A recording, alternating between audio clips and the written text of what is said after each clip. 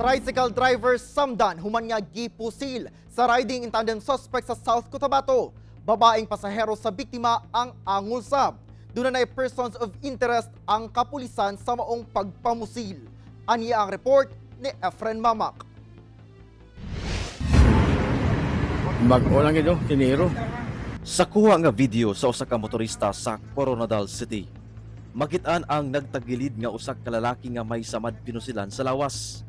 Samtang ang iyang tricycle nagtagilid sab nga nakapatong ang side wheel niini sa road safety barrier sa kalsada.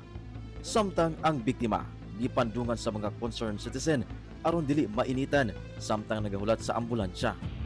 Sa ikaduhang video, makitaan nga gibutang kini sa stretcher o gisakay sa ambulansya o gidala sa ospital. Nahitabo ang pagpamusil, pipila lamang ka metros ang kalayon sa South Cotabato Provincial Police Office sa dalang National Highway sa Barangay Morales, Coronadal City. Nailhan ang biktima nga si alias Roy, usa ka 39 anyos nga residente sa munisipyo sa Tantangan, South Cotabato. Sa inisyal nga investigasyon sa kapulisan, nagamaneho sa tricycle ang biktima nga adunay usa ka pasahero padulong sa Tantangan diyang gitaparan kini sa riding in tandem suspects ug gipos silang biktima sa tulo ka higayon. Dayong sibat sa mga suspect padulong sa Tantangan.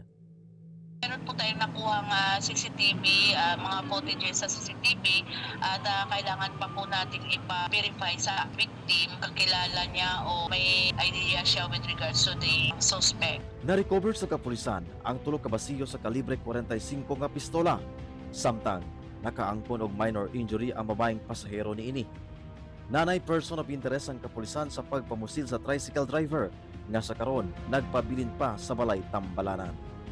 Kauban si Gary Balantayog, Bong Vicencio, Efren Mamak, 1 Mindanao.